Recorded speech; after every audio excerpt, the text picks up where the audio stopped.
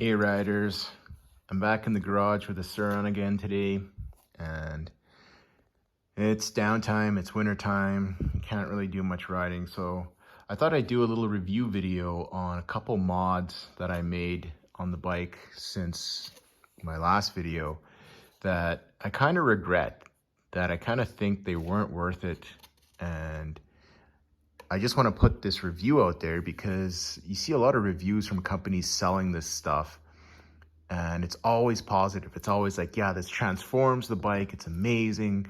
You have to get it. Completely new bike. It should have came like this from the factory. And they talk about it like your bike is broken. It's a piece of junk and you have to buy this product to make your bike ride out like even remotely acceptable. So two of the mods that I did was the first mod. So I'll start off, like the first thing I did to this bike was because the tires were stock tires were so shitty, and I ride like hard enduro. I ride a lot. I ride almost all off-road. Like I don't go riding on the streets like a lot of people do. I only ride like single track and tough wood stuff, mountain bike trails. So the first mod I actually did was I did front and rear moto tires, and actually had a guy ask me like, were these any good? Did you like them on the stock rims? So I got these Bridgestone M203 tires, and I originally ran them with stock tubes on the stock rims, and they were fantastic. They were such a great upgrade because the tire was super stiff. It wasn't like this semi downhill floppy bicycle tire anymore. It had like the proper motocross carcass. So what that let me do was air down, like way down, like I was running 15 psi, and that just made the bike suspension work so much better. It was so much more damp, being able to run those low pressures and not worry about pinching a tube because the tire is so tough. It's so stiff that you're not going to pinch. So I got so much traction back on gravel roads and on rocky stuff. The bike was like way less skittish because of the low pressure, way more grip. But then I was kind of getting greedy. I'm like, oh, it could be so much better, because if I could just run the 16-inch rear, it would be even better. So I went ahead and I upgraded to the 16-inch rear wheel. And that was a pricey upgrade. That was like $400. But I got that. So I'm geared down. I'm on like a 54 or 52 tooth, I forget, whatever sprocket. And then I went with the matching rear. So that's like the Bridgestone M204. So then that was like another, whatever, like $80, and then a 16-inch tube, like $20. Like all in all, that was like another $500 to put this on the back of the bike. My bike has the stock controller and stock battery because I just don't feel like throwing like whatever it is, $2,000 into this bike, because like, my God, like you just get away from yourself, like spending money on this thing. And it's not my only bike, so I can't just go nuts on it.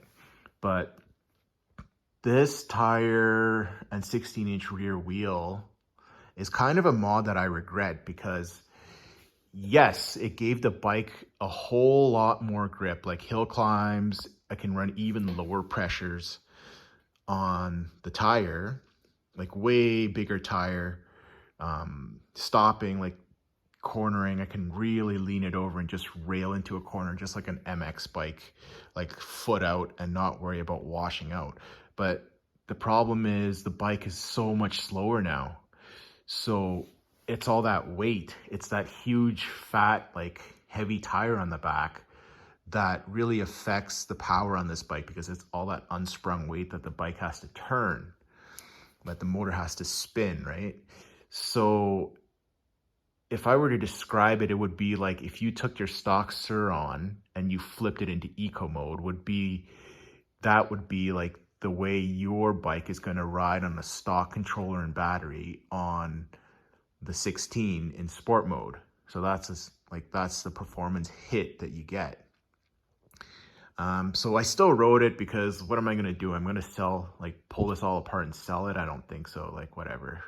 Who cares? But the other mod that I did was I went to studs to try to lengthen my riding season a little bit more when the ground's frozen.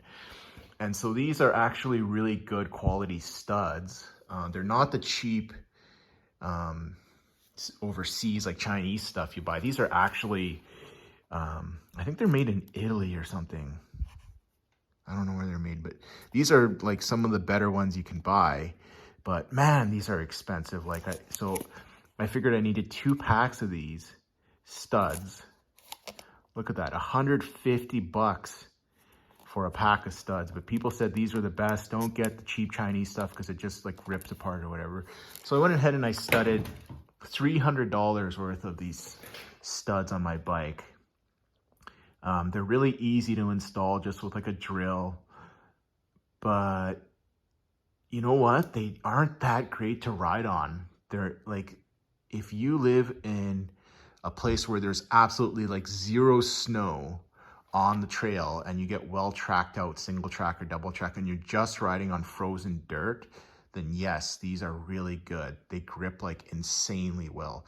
But the second you start riding on snow, like if you even get like 2 or 3 inches of old snow, like shitty old tracked out snow on the trail, the studs won't punch through and you'll float around on the bike and you'll just get tossed everywhere. And it's just not fun because the bike won't hook up. It won't hit the ground, like it won't grab the ground. You're just washing out and you're just kind of like flopping around, like putting your foot down, putting both feet down, just like, you know, what do you call it? Like walking it everywhere. Like it's not fun at all. Like it's kind of goofy. And the first time you go out, you may be like, oh yeah, I'm riding in the wintertime. This is great. But after a while, you're like, you're not really riding this bike. You're just kind of pedaling it. You're like paddling it like you're riding a freaking, I don't know, kid's like Strider bike or something. So, yeah, I don't know. I don't know if I would ever do the studs again. I may pull them and put them on a dirt bike and see how that goes, but I would not spend $300 on these studs ever again unless I was riding in a place that had like very little, like just the slightest dusting of snow, which is clearly not here. You can't ride these. I was thinking I could just go out and ride on snow and it'd be just like dirt, but it's not the case at all. So yeah, there it is. There's 2 mods at, you know, 300 bucks for the studs, 500 to set up that rear wheel. That's like almost $1,000. I could have done, I don't know, bought something else that was cool for some other toys. But yeah, live and learn, I guess. So hope that helps you guys. Catch you next time.